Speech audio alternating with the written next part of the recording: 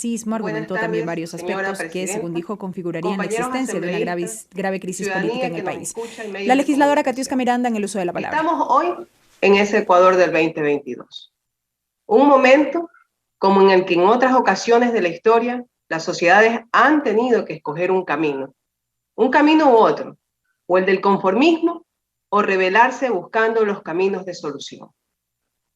Este es un momento histórico, bien lo han citado muchos de mis compañeros, donde la situación en la que estamos viviendo nos duele, a quienes queremos mejores días para los ecuatorianos y las ecuatorianas, y todos los que nos hemos convertido en su voz.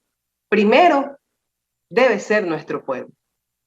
De aquí la gran culpabilidad de muchas de las personas que no han sido capaces de decir basta a una situación de degradación dentro de nuestro país.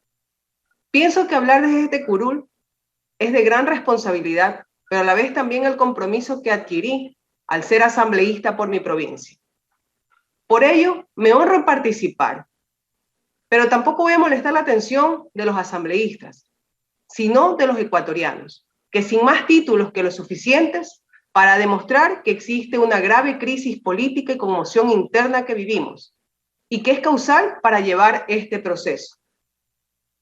Aunque lo evidente no necesita mayor explicación, aquí unos pocos han tratado de disminuir o de dilatar la grave situación con la que estamos conviviendo los ecuatorianos. Y otro que no da la cara, piensa que hace jugadas maestras, pero lo que hace es romper cada día más el sistema político. Desde la jornada de este 14 de junio hasta la presente fecha, la situación social y política está enmarcada con una aceleración de contradicciones ante la falta de respuesta de su gobierno, de su ejecutivo, de un electo.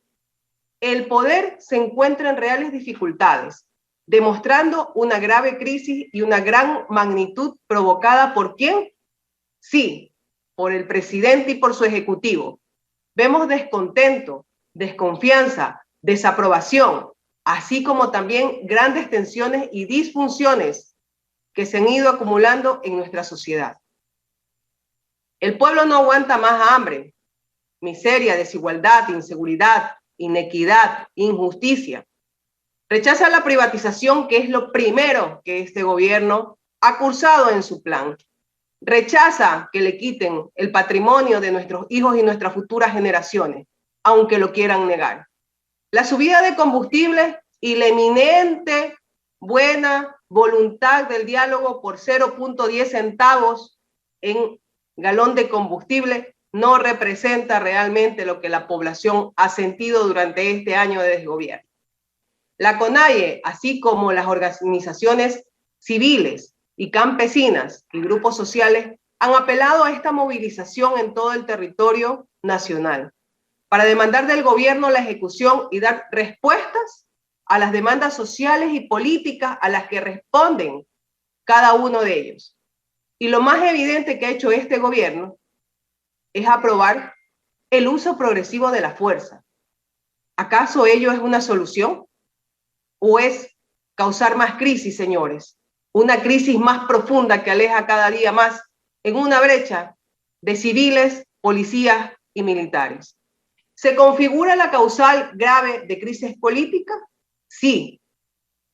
Frente a la profundidad de la movilización popular, el poder ha tratado de aplicar el divide y vencerás, de aislarlos, de deslegitimar a sus líderes, porque no ha logrado canalizar las demandas sociales con todos los instrumentos también puestos en la Constitución y en las correspondientes leyes, y han permitido que los hechos violentos superen otro tipo de manifestaciones.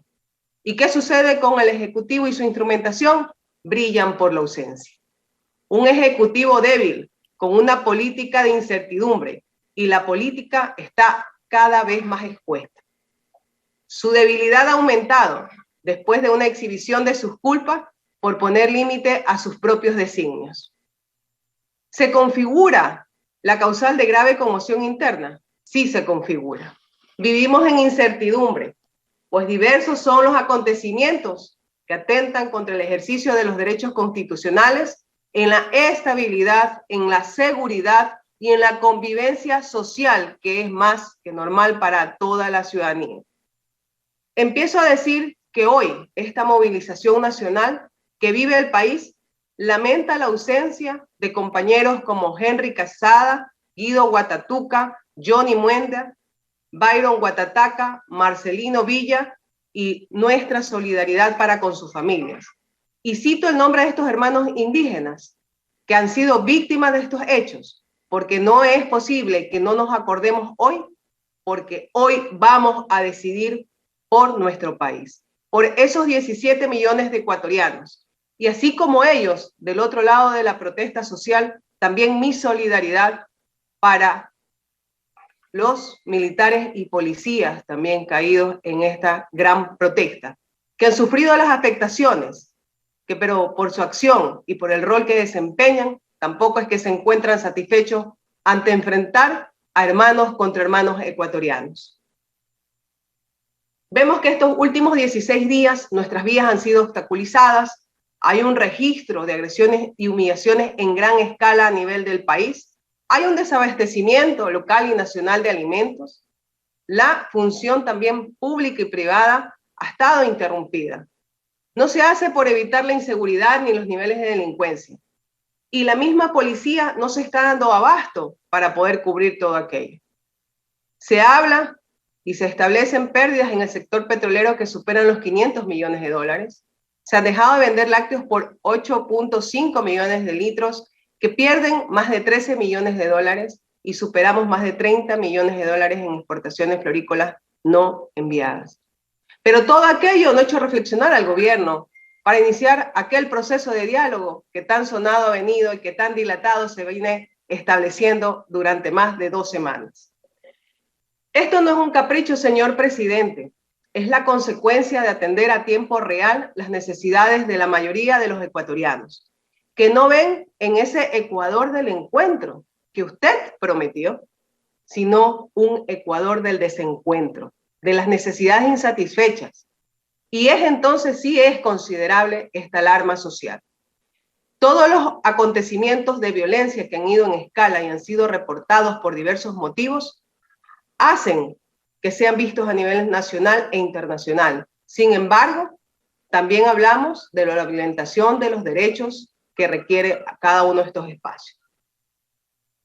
La suspensión de las clases presenciales, de las escuelas, de los colegios y ciertas universidades que han servido de zonas de paz no han sido respetadas tampoco dentro del proceso de diálogo.